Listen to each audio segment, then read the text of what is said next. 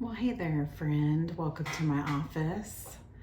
It's been about a month since I posted last, so sorry about that. Lots of things have happened. It's been a pretty fun summer. Let's see, first things first, my Gothic Garden trial number 1 was an utter failure. Here's the synopsis for you.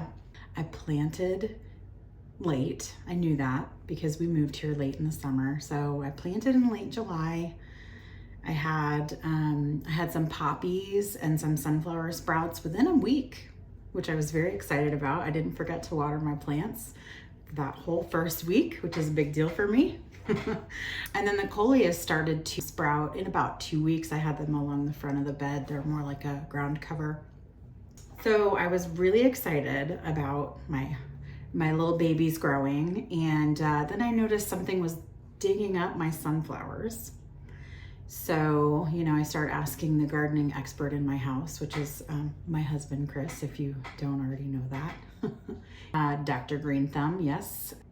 To investigate, Chris moved our front porch camera down so that we could see the garden bed, just to kind of see like what was happening overnight or when we weren't home. Started spotting culprits almost immediately. The first night we saw a raccoon and a possum at 2 different times. They're not friends, but they both trekked through the garden bed overnight. I didn't see them digging, but they were definitely there. The next morning, we found a more likely culprit.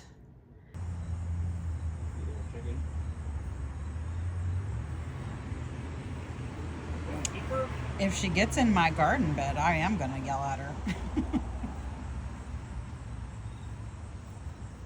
And after that, Chris spotted occasionally, and actually pretty regularly once we started really looking, some squirrels who just are taking like free run of the garden bed and burying acorns, like literally everywhere. Every morning there's a whole new set of holes.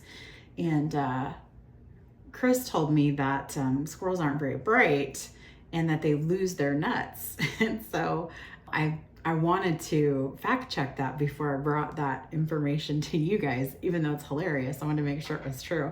And actually there was a study by the University of Richmond that said that squirrels lose like 74% of the nuts or acorns that they bury. They just forget where they are. So that's why they're constantly burying and reburying and everywhere, anywhere. Anyway, so we've got chickens digging for bugs and worms. We've got squirrels burying acorns here and there. And all I know is that as of today, I have no sunflowers left. I have no coleus left.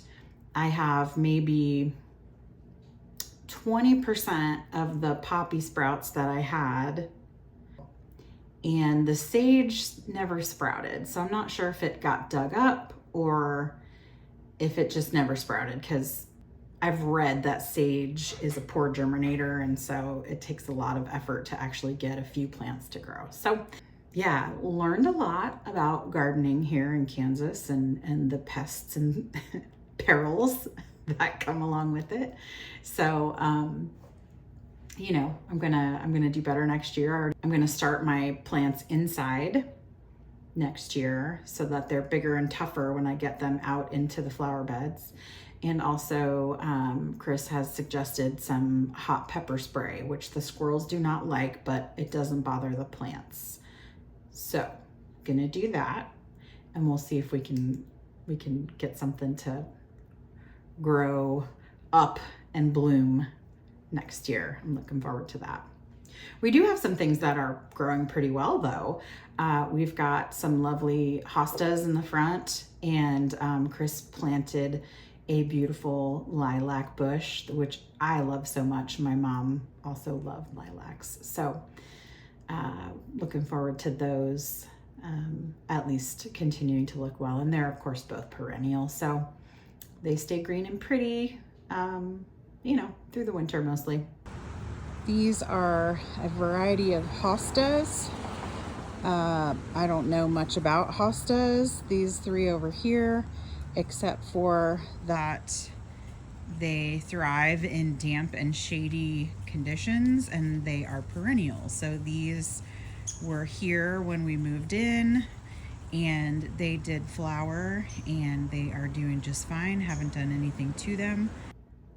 Oh gosh, what else? So I signed up for guitar class a couple weeks ago. I've gone for 2 weeks now. I go on Wednesday evenings. It's a local like community education center. There's only one other guy in class with me, so it's just me and this other guy, Jay, and the teacher, whose name is Derek. And it really, it's a cozy, comfortable space. I get like a good energy from it.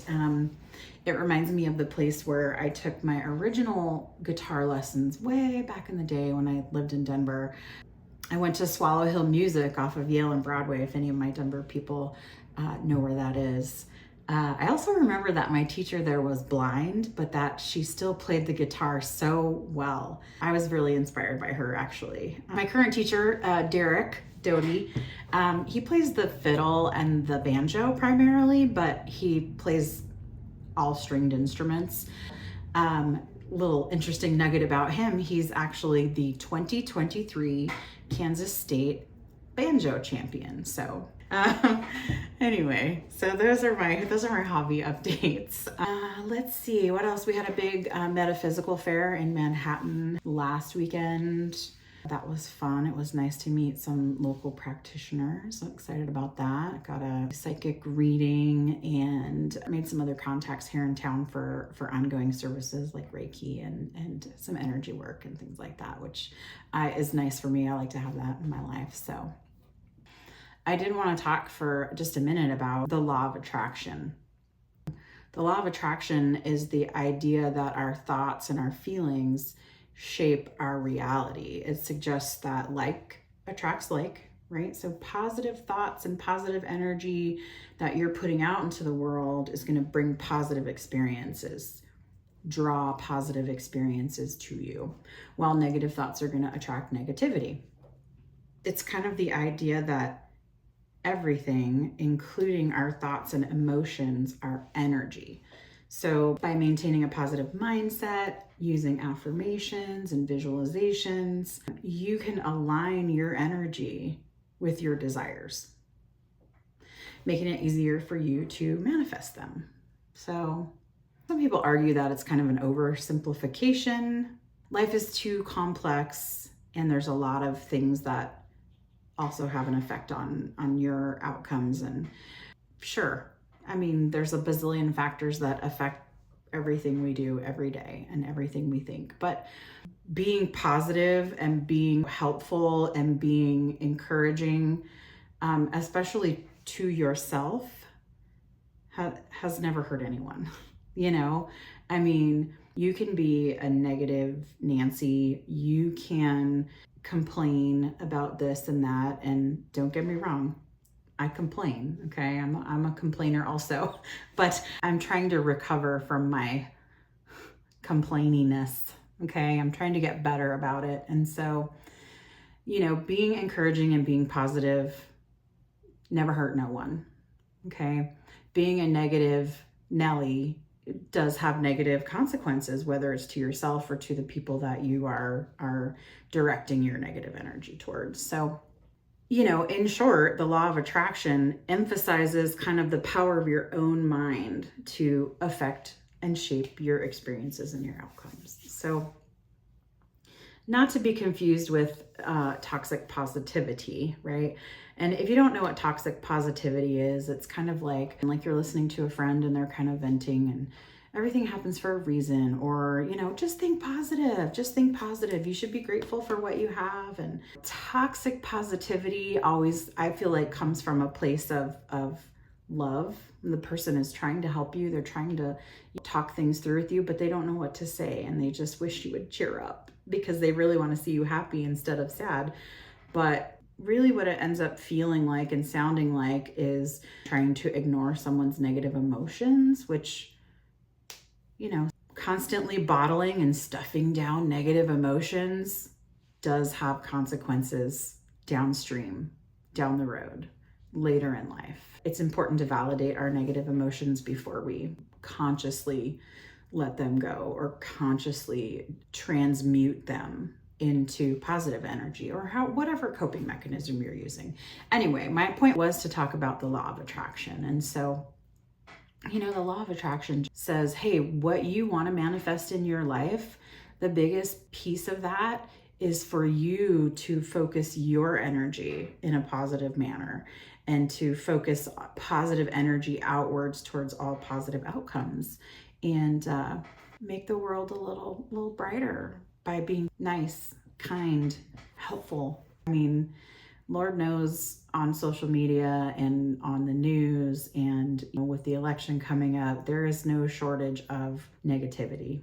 So in my little corner of the world, in my little sphere here, I'm just trying to keep it positive, y'all. Anyway, that's the update for this month. I'll be back soon with more. See you later, alligators.